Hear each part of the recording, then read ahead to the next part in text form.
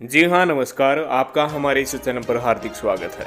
मुस्लिम vote बैंकों का उत्तर प्रदेश में क्या कुछ है सियासी समीकरण, क्या कुछ ओपिनियन पोल निकलकर सामने आ रहा है। ध्यान से इस वीडियो को शुरू से अंत तक देखिएगा। चैनल को जरूर सब्सक्राइब कीजिएगा।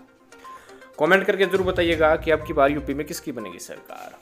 आपको बता दें कि 125 विधानसभा सीटों पर मुस्लिम वोट अहम भूमिका निभा रहे हैं और मुस्लिम वोटों की सबसे ज़्यादा नज़र सभी पार्टियों की टिकी हुई है, चाहे सपा पार्टी हो, चाहे बसपा पार्टी हो, चाहे कांग्रेस पार्टी हो या फिर भारतीय जनता पार्टी ने भी जो है मुस्लिम वोट बैंकों पर अभी से ही अपनी सेंधमारी शुरू कर दी है। ये आप देख सकते हैं कि मुस्लिम आबादी 19.23% है टोटल उत्तर प्रदेश में और 19.23% ये आबादी अब की बार निर्णायक साबित होगी। हालांकि मुस्लिम आबादी को माना जा रहा है कि भारतीय जनता पार्टी को जो पार्टी चैलेंज कर रही है, जो हराना चाहती है, मुस्लिम अधिकतर उसी पार्टी को वोट देते हैं। लेकिन अब की बार कहानी कुछ अलग है। भाजपा भी आखिर क्यों अब की बार 12 से ज़्यादा जो है कैंडिडेटों को मुस्लिम बहुल आबादी में जो है टिकट देगी, मुसलमानों को टिकट देगी। 2017 में एक भी टिकट मुसलमानों को भाजपा ने नहीं दी थी। अब की बार जो मिली जानकारी के अनुसार भाजपा 12 से ज़्यादा टिकटें मुसलमानों को दे सकती है। और इसके साथ साथ आपको बता दें कि 2007 विधानसभा चुनाव में एसपी को जो मुस्लिम जो विधायक बने थे 2007 में, एसपी के 21 मुस्लिम विधायक थे, बीएसपी के 29 मुस्लिम विधायक थे, अन्य के 6 थे। और इसके साथ साथ 2012 की बात करते हैं। 2012 में एसपी के 41 मुसलमान जो है विधायक थे, बीएसपी के 15 और कांग्रेस के 2 मुसलमान विधायक थे।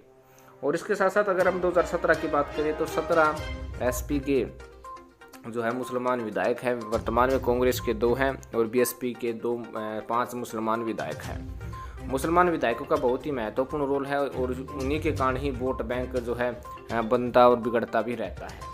अगर 2007 की बात करें तो टोटल मुसलमान विधायक 56 थे और 2012 में 64 मुसलमान जो है विधायक थे। आप देख सकते हैं स्क्रीन पर 2012 में जब अखिलेश यादव की सरकार बनी थी उस समय 64 सबसे ज़्यादा विधायक मुसलमानों के बने थे।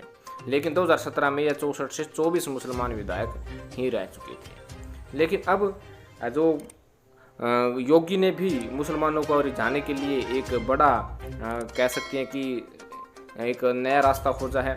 यूपी अल्पसंख्यक आयोग का चेयरमैन जो है अशरफ सैफी को बनाया गया है।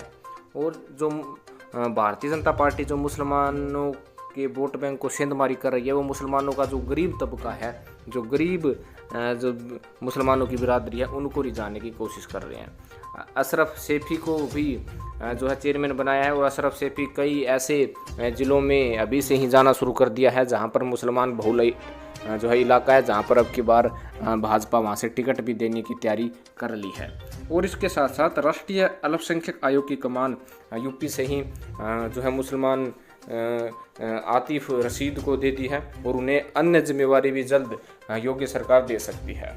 लेकिन सबसे ज़्यादा यदि मुसलमानों की बात आती है तो सबसे ज़्यादा हमेशा से ही जो वोट बैंक है मुसलमानों का वो समाजवादी पार्टी को मिलता आया है।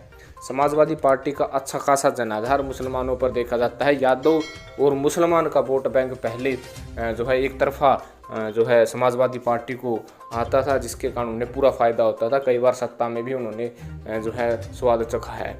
लेकिन अब धीरे धीरे चेंजिंग हो रहा है। ब्राह्मण vote bank, Rajput vote bank BJP अपने ओर कर रही है, ओबीसी वोट बैंक को अपनी तरफ कर रही है और अब अल्पसंख्यक वोट बैंक पर भी सेंधमारी कर सकती है। लेकिन अब मुसलमानों की बात करें तो मुसलमान वोट 19.3% है और करीब 80 से 125 सीटों के बीच इनका अच्छा खासा बोलबाला मुसलमानों का। सबसे ज़्यादा मुसलमानों का वोट बैंक हमेशा समाजवादी पार्टी के पास रहा है, कांग्रेस और बसपा के पास रहा है। लेकिन अब की बार का वोट बैंक जो दिल्ली में हमने देखा मुसलमानों का वोट बैंक, पश्चिम बंगाल में मुसलमानों का वोट बैंक देखा, असम में मुसलमानों का वोट बैंक देखा, बिहार के विधानसभा चुनाव में मुसलमानों का वोट बैंक देखा, उसमें कहीं ना कहीं यही फीडबैक निकल कर सामने आता है कि जो पार्टी भाजपा को हराना चाहती है, मुस्लिम आबादी वाले इलाकों में मुसलमान भाजपा को हराने वाली पार्टी को ही एक तरफा अपना वोट देते हैं। यदि मुस्लिम वोट बैंक को ये लगा कि अखिलेश यादव अब की बार भाजपा को हरा सकते हैं, विपक्षी पार्टियों में सबसे ताकतवर अखिलेश यादव की पार्टी है, तो अखिलेश यादव की पार्टी को मुसलमान अपना एक तरफा वोट दे सकते हैं, जिसका भरपूर फ़ायदा समाजवादी पार्टी को मिल सकता है। बसपा और ओवैसी भी अहम रोल अपना रहे हैं। ओवैसी ने 100 सीटों पर चुनाव लड़ने का ऐलान कर दिया है। आपको पता है कि बिहार में भी उन्होंने 5 सीटें जीती थी और 2017 के विधानसभा चुनाव में 37 सीटों पर चुनाव लड़ा था। 1 सीट पर सेकंड पोजीशन पर थे और बाकी सीटों पर तीसरे और चौथे नंबर पर थे। ओवैसी अहम रोल अपनाएंगे। ओवैसी जिस प्रकार से मुस्लिम वोट बैंक को अपनी तरफ रिझाने के लिए अभी से अपनी तैयारी शुरू की है, उससे कहीं ना कहीं समाजवादी पार्टी और बसपा को अपनी रणनीति में कुछ चेंज करना होगा या फिर ओवैसी के साथ गठबंधन करना होगा, क्योंकि ओवैसी का एक ही प्लान है, धर्म के आधार पर मुसलमानों का वोट अपनी तरफ खींचना, और वे मुसलमानों के सच्चे हितैषी अपने आप को खुद को साबित करने में लगे हुए हैं, जिससे उनका फायदा जरूर होगा। और भारतीय जनता पार्टी के लिए ओवैसी फायदेमंद इसलिए हो रही है क्योंकि सपा और बसपा और कांग्रेस से ज़्यादा खतरा भारतीय जनता पार्टी मान रही है। और मुसलमानों का वोट बैंक यदि आपस में डिवाइड होगा 4 भागों में, तो सारा जो है लाभ भाजपा को होगा। तो कहीं ना कहीं जो 80 से 125 सीटें यदि विपक्षी पार्टी को मुसलमानों ने एक तरफा दे दी, 80 से 180 यानी 80 सीट भी किसी यदि सपा को दे दी, बसपा को दे दी मुसलमानों ने, तो सत्ता प्राप्त आराम से जो है विपक्षी पार्टियों में से किया जा सकता है और भारतीय जनता पार्टी को हराया जा सकता है। फिलहाल मुसलमान ताकतवर है। ओवैसी के आने से मामला कांग्रेस, सपा और बसपा का बिगड़ा है, लेकिन मुसलमान अब भी कहीं ना कहीं उसी पार्टी को चुनना चाहते हैं जो भाजपा को हरा सकते हैं। हालांकि 3 तलाक जैसे कानून 2017 से पहले लागू करके जो मुसलमान महिला थी उनको रिझाने का प्रयास भाजपा ने किया था और 2017 में पूर्ण बहुमत की सरकार व बम्पर जो है सीटों के साथ भाजपा ने यूपी में बड़ा जनाधार प्रस्तुत किया था और सरकार बनाई थी। अब की बार क्या होगा, आप अपनी प्रतिक्रिया कमेंट बॉक्स में डाल सकते हैं। चैनल को जरूर सब्सक्राइब कीजिएगा। आपको क्या लगता है अब की बार यूपी में किसकी बनेगी सरकार?